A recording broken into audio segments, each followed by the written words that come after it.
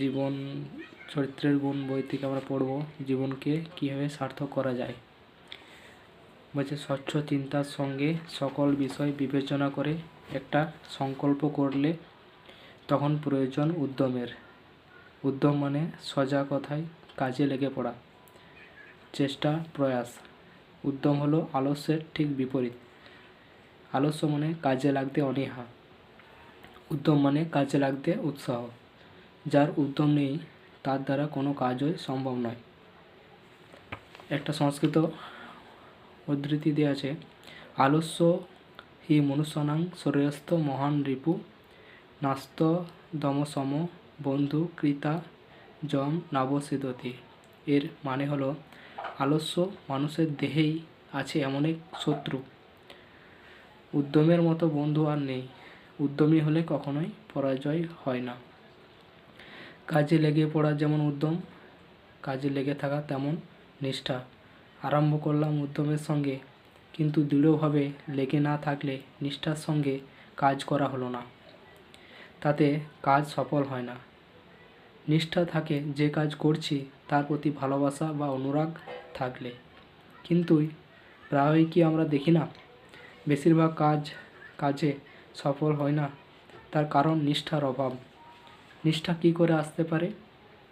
জানলে নিষ্ঠার সঙ্গে কাজ করে সফলতা লাভ করা যায়। নিষ্ঠা আসে কাজের ফল বিচার থেকে।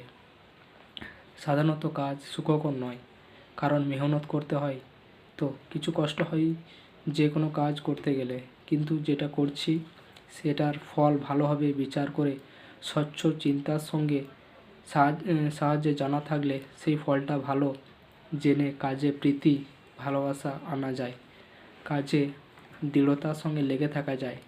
একেই তো বলে নিষ্ঠা।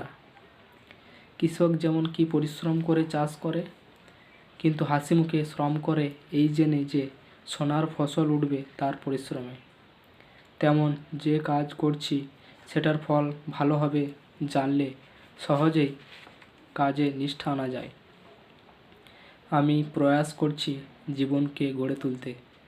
ব্যায়াম, মনসংযম, সকলের মঙ্গল কামনা, বিশেষ পড়াশোনা, আত্মসমীক্ষা ইত্যাদি করছি। কোনোটা একদিনও বাদ না যায় লক্ষ্য রাখছি নিষ্ঠার সঙ্গে। কারণ আমি জানি জীবন ঠিকভাবে গড়ে উঠলে তা সার্থক হবে, না হলে মহা পরিতাপের বিষয় হবে। এমন বুঝলে কাজের নিষ্ঠার অভাব হবে না। প্রথম থেকে নিষ্ঠা পর্যন্ত গুণগুলো যদি আয়ত্ত করি, তবু পরীক্ষায় পড়ব আর একটা গুণের, তা হলো ধৈর্য।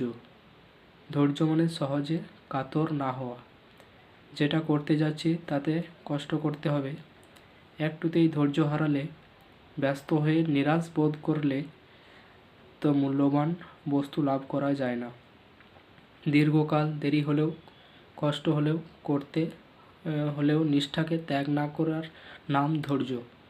আলস্য আর উদ্যম বিষয়ে যে কবি শ্লোক আগে শুনেছ, তিনিই ধৈর্যগুণ সম্বন্ধে বলেছেন, ধৈর্যগুণ সম্পন্ন ব্যক্তির ধৈর্যগুণকে যতই নষ্ট করার চেষ্টা করা হোক না কেন, তা কখনোই নষ্ট হয় না।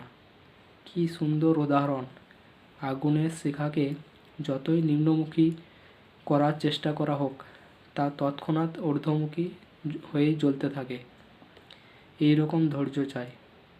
স্বচ্ছ চিন্তার সঙ্গে সৎ সংকল্প, তাতে দৃঢ়তা, সংকল্পকে রূপায়ণের জন্য উদ্যম ও নিষ্ঠার সঙ্গে সেই বিষয়ে প্রযত্ন যদি ধৈর্যহীন না হয়ে অক্লান্তভাবে করে যাওয়া যায়, তবে মানুষ সবই পারে। পরিবেশের ধার না ধরে সৎ শিক্ষা অন্বেষণ করে এইরূপ সৎ গুণের কথা জেনে যদি সেগুলি লাভ করা যায়, তবে কোনো জীবনেই মহত্ত্ব লাভের স্বপ্ন অলীক হবে না। মহৎ জীবনের স্বপ্ন সর্বদাই দেখা ভালো, আর সৎ শিক্ষার মধ্য দিয়ে চরিত্রের মোহনীয় গুণগুলো লাভ করলে আমরা সকলেই আমাদের জীবনকে সার্থক করতে পারি।